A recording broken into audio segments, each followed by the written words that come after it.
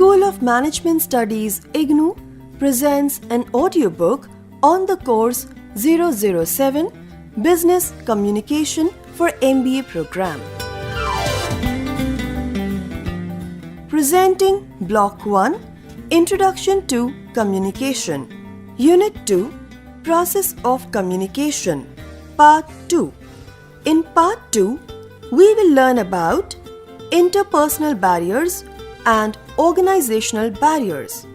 Let's listen to Part 2.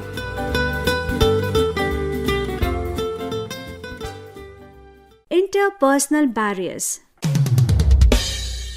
Intrapersonal barriers are caused by an individual's attitudes or habits, whereas interpersonal barriers are caused by the limited communication abilities of either coder, decoder, or both. Furthermore, they may arise as a result of a disruption in the communication route or medium. When two people are communicating, the features that define them as individuals might be the source of a communication gap. In a business environment, we neither attempt to change these traits nor can we do it. However, we can try and understand how differences in individual traits cause communication gaps.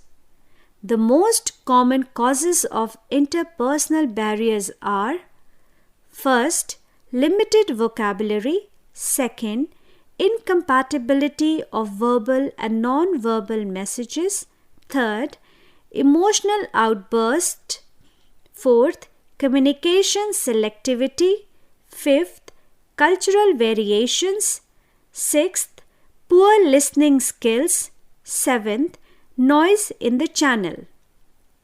Limited vocabulary. Inadequate vocabulary can be a big communication barrier.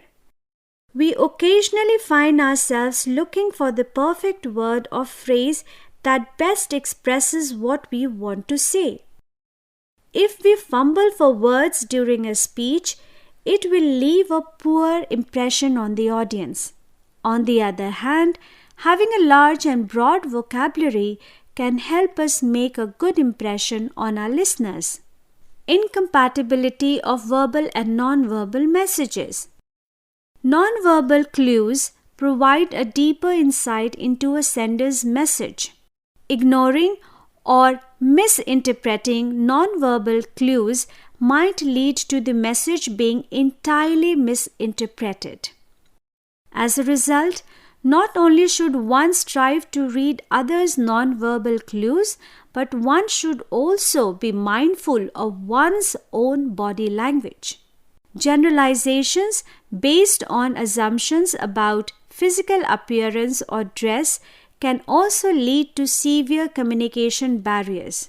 Physical appearance often serves as one of the most important non-verbal clues. One can follow certain guidelines to improve the physical appearance to give a strong impression. These can be: first, dress appropriately for the event; second, keep your clothing tidy and clean; third, choose a suitable hairstyle; fourth, wear clean and polished shoes. Emotional outburst. In most cases, a moderate level of emotional involvement intensifies communication.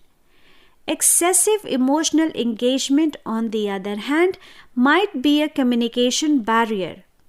Extreme rage, for example, might create an emotionally charged environment in which reasonable debate is difficult.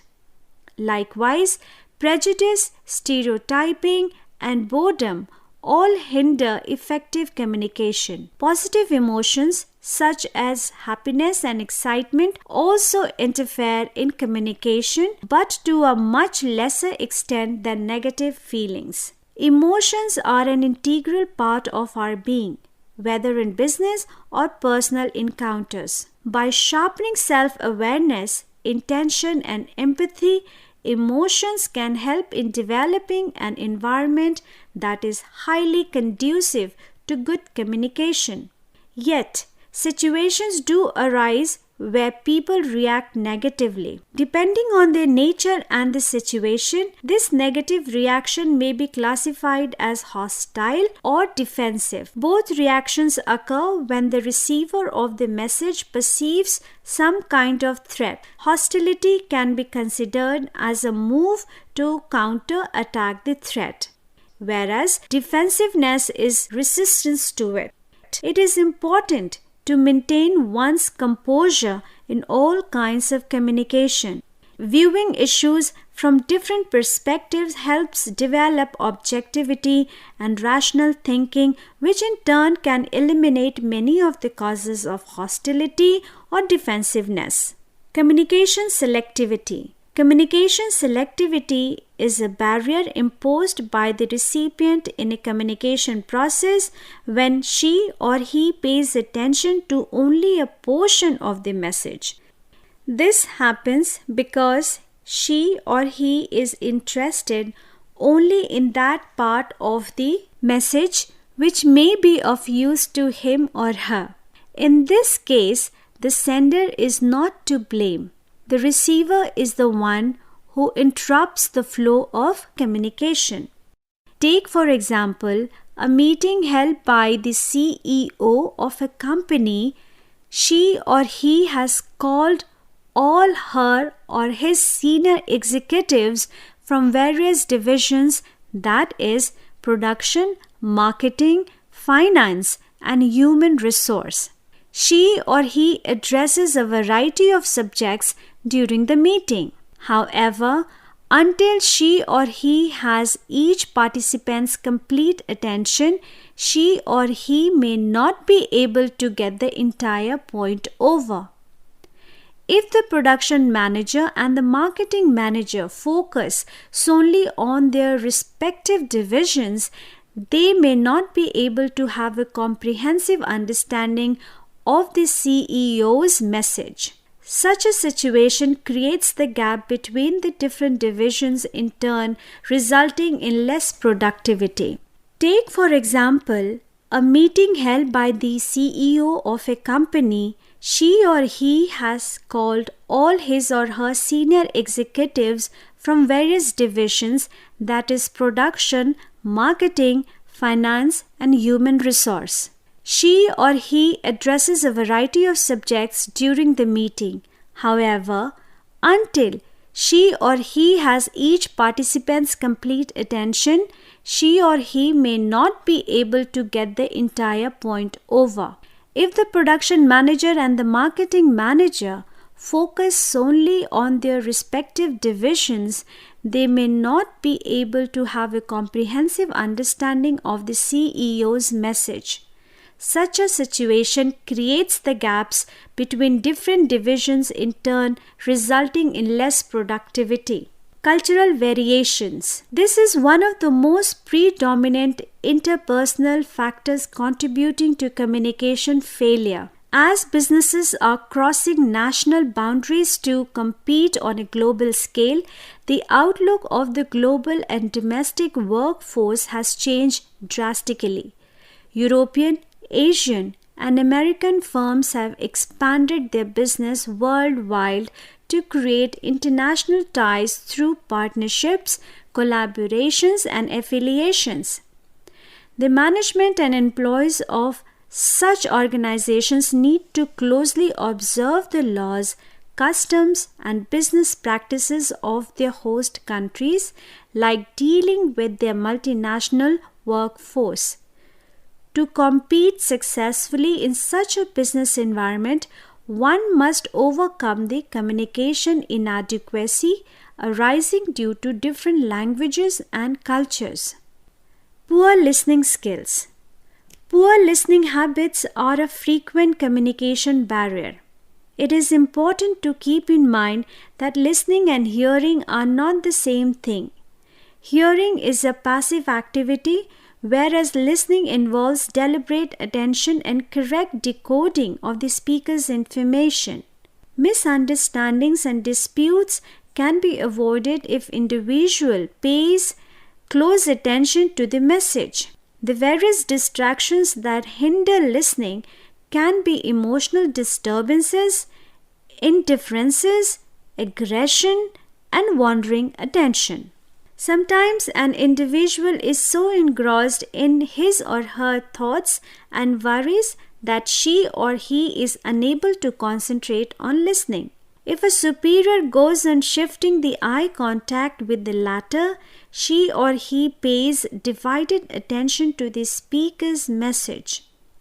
This divided attention adversely affects the superior-subordinate relationship besides distorting the communication.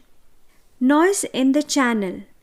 Any undesirable signal that obstructs communication is referred to as noise. It is not restricted to oral disruptions but may also take the shape of visual, audiovisual, textual, bodily, or psychological manifestations.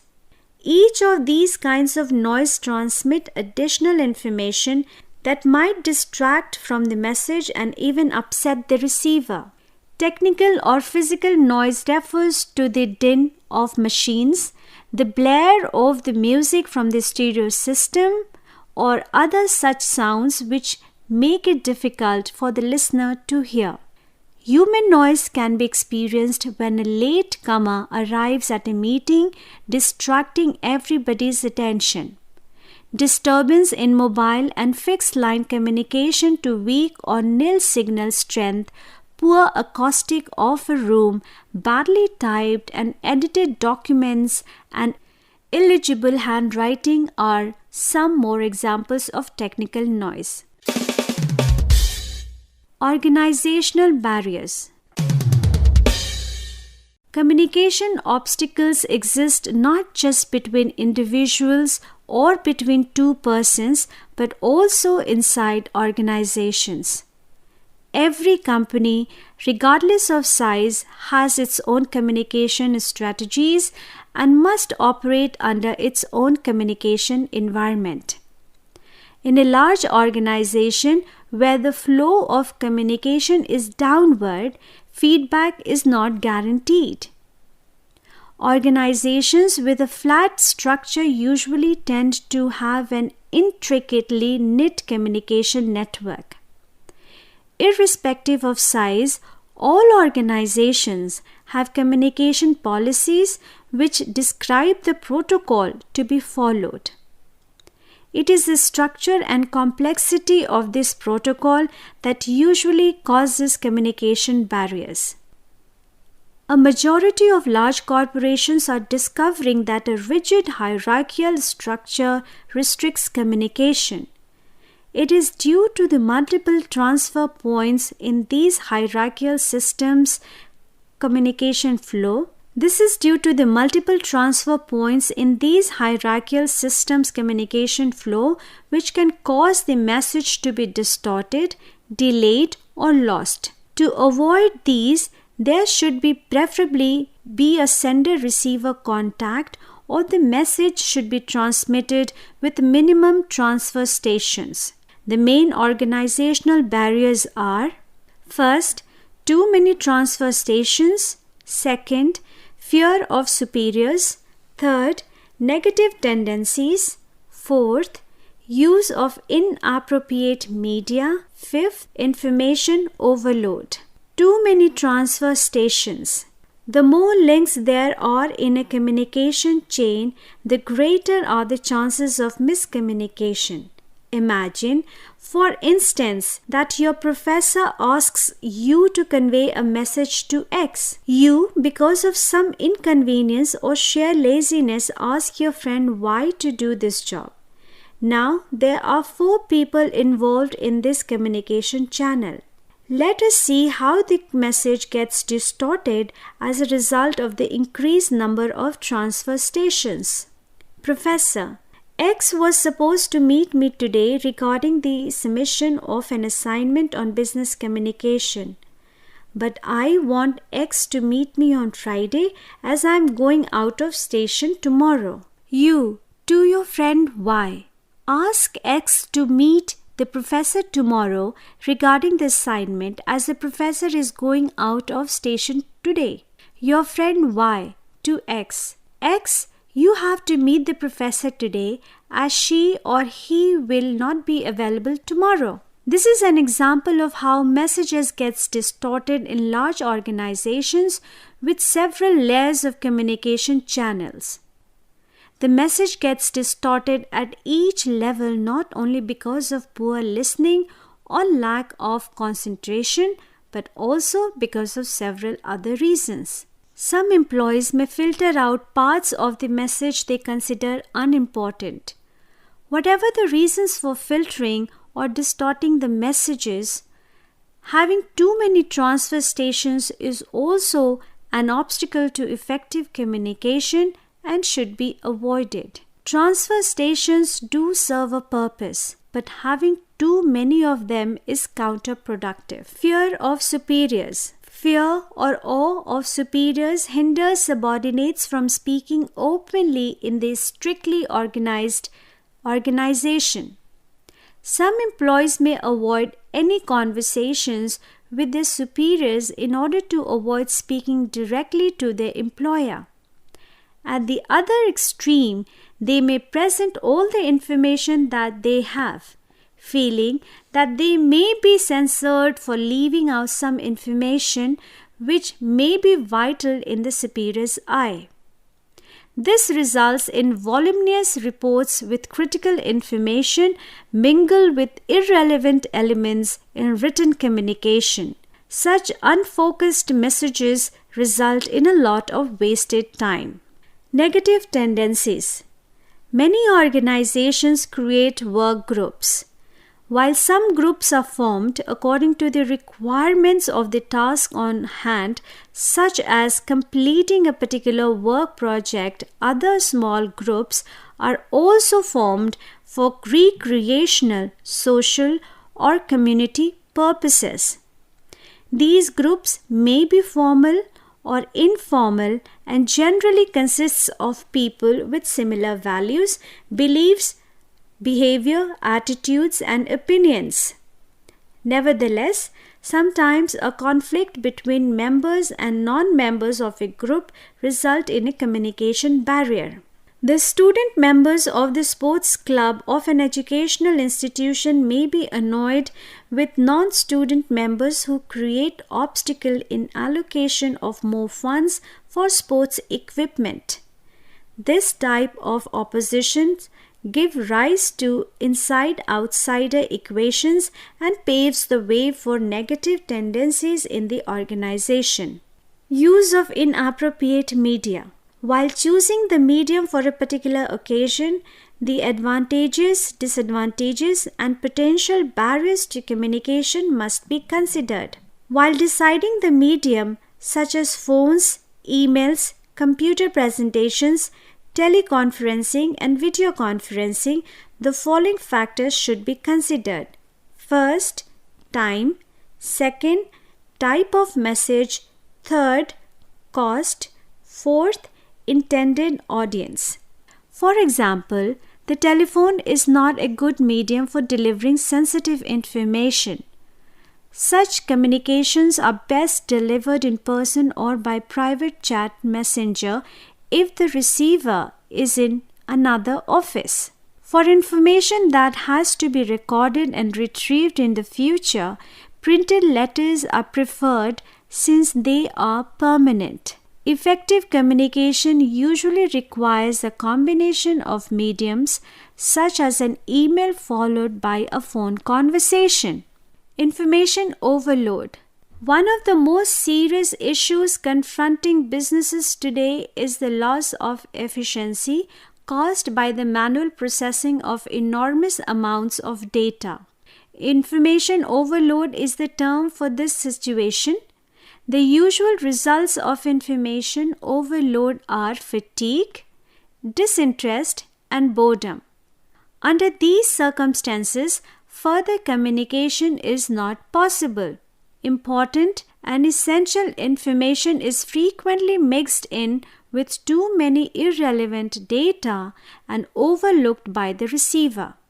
As a result, information quality is far more essential than quantity. To reduce information overload in an organization, screening of information is a must. Messages should be directed only to those people who are likely to benefit from the information. Major points must be highlighted, leaving out all irrelevant details. Summary. In this unit, we have learned the ways to communicate. This can be one way or two ways. We have understood the process of human communication, which helps in avoiding the pitfalls which take place at the time of communication. The unit discusses the linear concept of communication, which tries to address 5 basic questions and is a one-way process in which the sender sends the message to the receiver without getting feedback. The second model which was discussed is the Shannon-Weaver model, where it was found that during the process of communication, the message can be blocked and therefore feedback was introduced. Later on, the unit discusses the two-way process of communication. The unit also discusses the barriers of communication, which can be intrapersonal, interpersonal, and organizational barriers. The unit ends with a discussion of all the aspects of the process of communication through a case study.